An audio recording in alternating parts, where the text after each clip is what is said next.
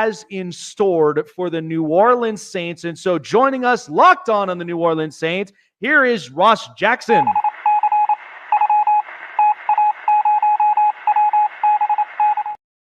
I know you're pretty much taking in every note from, keeping tabs on the Carolina Panthers. But like I said, I think the NFC South, there's so many different components now because you just saw what Atlanta's cards they threw out there.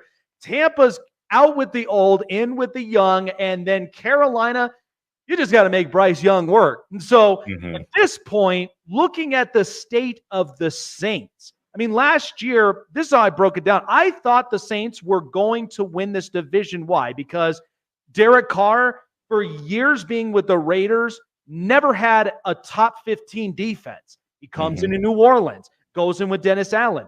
And then all of a sudden, it took a different turn. So recapping of last year and what the expectations this year, how do you really kind of describe that feeling for a lot of Saints fans?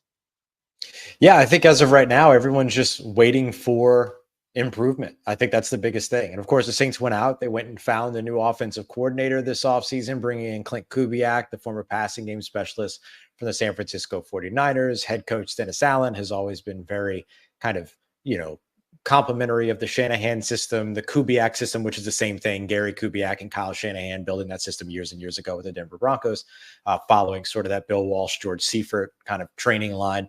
And so everybody's just kind of waiting to see, The one thing that everybody knows about the New Orleans Saints is that the defense is going to be solid. Defense is going to be very likely a top 10 defense.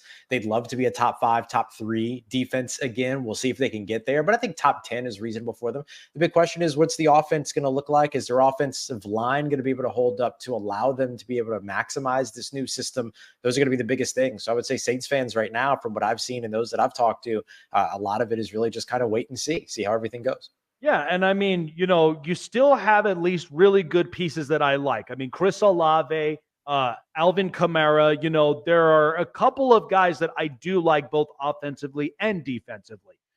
When you look at some of their veterans they have right now with Marshawn Lattimore, Demario Davis, and Cam Jordan, how do you really perspect, with these players? Because for as long and as solid as they kept this defense, there's only so much of it that they're going to pour out until some of these young kids, they got to start stepping into that role. And then that's where they got to at least keep this defense intact, right?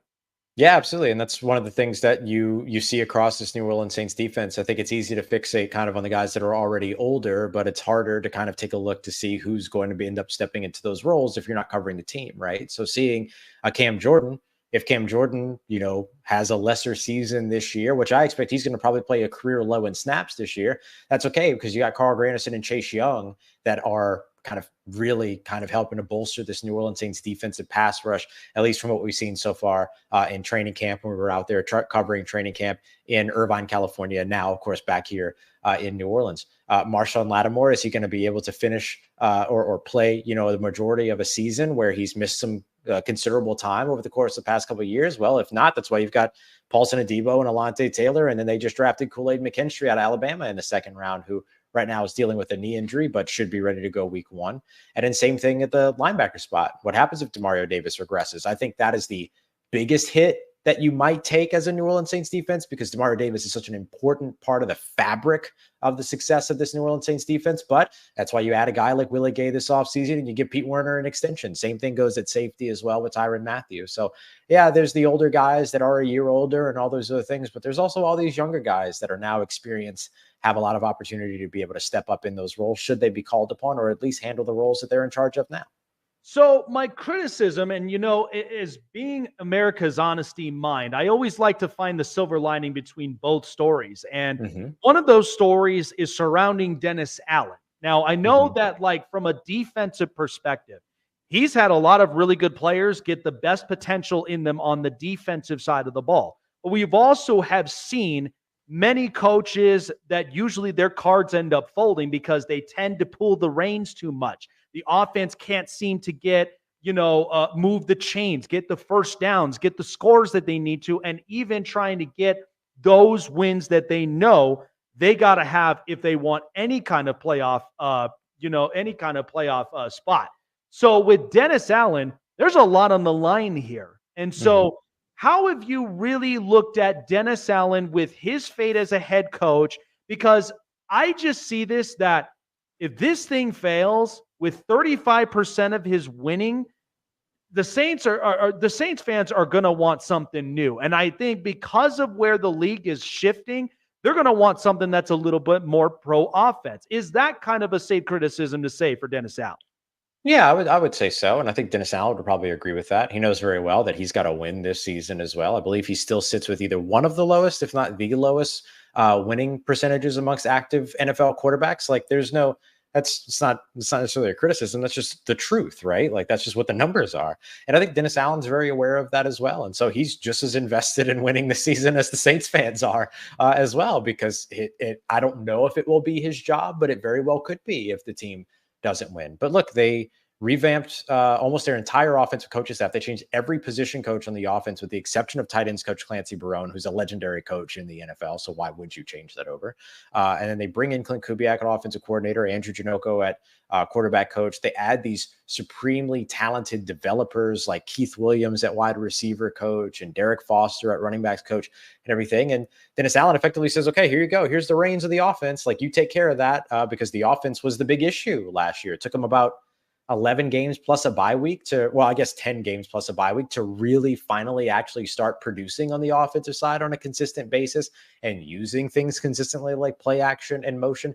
All those things are now intrinsic to this new wide zone system that they're bringing in. The question is, how long will it take for them to be able to execute it? You can have a great system with a bunch of great plays and it all looks fantastic on paper and in the playbook and everything like that, but can you do it on the field?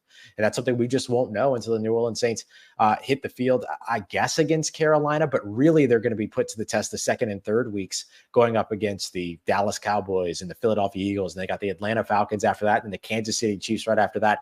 That 4-game stretch is going to tell you everything you need to know about who this New Orleans Saints team either is or isn't, and kind of sets up everything in terms of what the end of the season could look like for this coaching staff or for the head coach and Dennis Allen. But I would say that Dennis Allen is a guy that has been supremely realistic at all times whenever we've spoken to him in pressers and all these other things. I'm sure that he looks at this as just as much a need to win season as anybody looks at it for him. Now let's see if he's going to be able to go out and do it.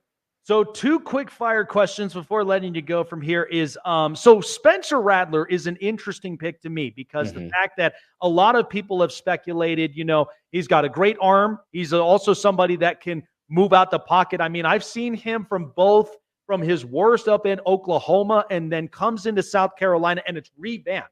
How have you really broken down Spencer Rattler? And is there a point that if something were to happen with Derek Carr with either performance-based or maybe there's a kind of an injury that could happen? I mean, how do you really expect, Spencer Rattler this year? And could we actually see him this year?